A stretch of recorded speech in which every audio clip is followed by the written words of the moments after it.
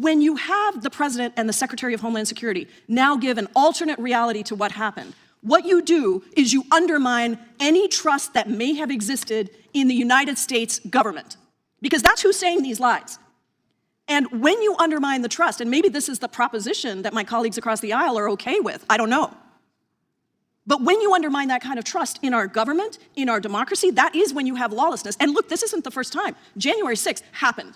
I was in that gallery when January 6th happened.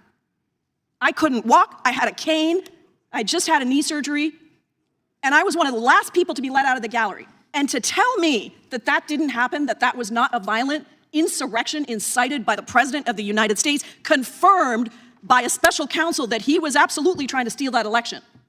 What you're watching here isn't just another committee speech, it's a warning flare.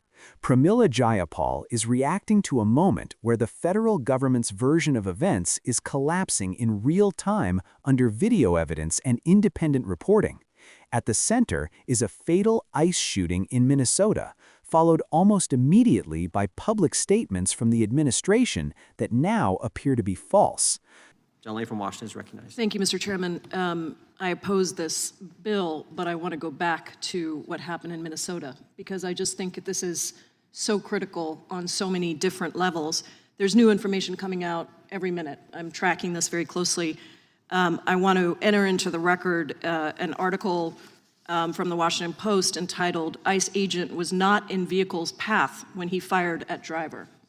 I also want to enter into the record an article from the New York Times that is titled, "Minnesota Officials Say They're Being Blocked from Investigating Fatal ICE Shooting."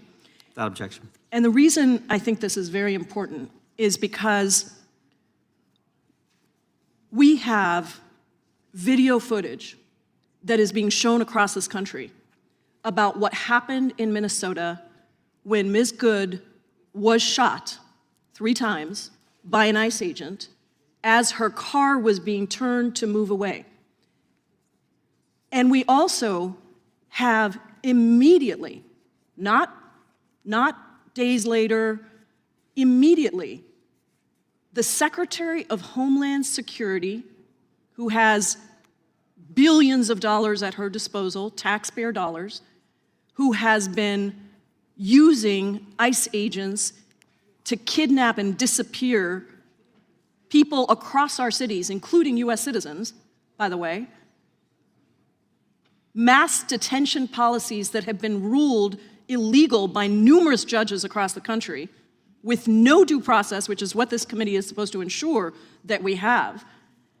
And that Secretary of Homeland Security, combined with the President of the United States, within hours, put out statements that were absolutely lies. And that's coming out now with all this video footage. And what happens, Mr. President, Mr. Chairman, what happens is we live in 2 realities.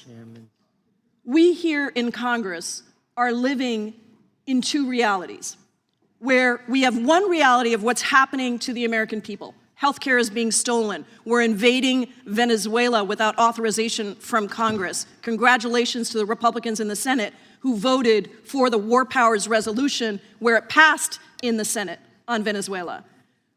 We are seeing a reality on television of an American citizen who was sitting in her car be violently approached by an ICE agent and then turning her car away and being shot 3 times. Not once, not twice, 3 times. When you have the President and the Secretary of Homeland Security now give an alternate reality to what happened, what you do is you undermine any trust that may have existed in the United States government, because that's who's saying these lies. And when you undermine the trust, and maybe this is the proposition that my colleagues across the aisle are okay with, I don't know. But when you undermine that kind of trust in our government, in our democracy, that is when you have lawlessness. And look, this isn't the first time. January 6th happened. I was in that gallery when January 6th happened. I couldn't walk, I had a cane, I just had a knee surgery, and I was one of the last people to be let out of the gallery. And to tell me that that didn't happen, that that was not a violent insurrection incited by the President of the United States, confirmed by a special counsel that he was absolutely trying to steal that election, is not just a disservice. That's too mild of a word. It is fundamentally undermining people's faith in government. Because when I see these articles that say ICE agent was not in the vehicle's path when he fired at the driver, and that is directly contradictory to what the President of the United States has said, how can we accept anything from this government, from this administration? He wants to set up an offshore account for Venezuelan oil that we sell, and I don't know, is he going to control that account? I have no idea. But I am deeply disturbed about this killing, about the lack of accountability from this committee, about the fact that members on the other side are defending this killing. And I think we have to think about the consequences to our democracy and to our judiciary system and to the trust in government. I yield back. Because once the government's story falls apart, the damage doesn't stop at one incident. It fosters trust, legitimacy, and the fundamental belief that power is being exercised honestly. If you want clear-eyed breakdowns like this, make sure you subscribe. The deeper issue Jayapal is pointing to is accountability, or the lack of it. When a Homeland Security Secretary and a president issue statements within hours of a killing, and those statements are later contradicted by video and major investigative reporting, the problem isn't a mistake. The problem is narrative control. In my view, this reflects an administration that prioritizes political cover over truth, especially when enforcement agencies are involved. When Congress allows that behavior to slide, it sends a message that federal power can act first, explain later, and never fully answer for the consequences.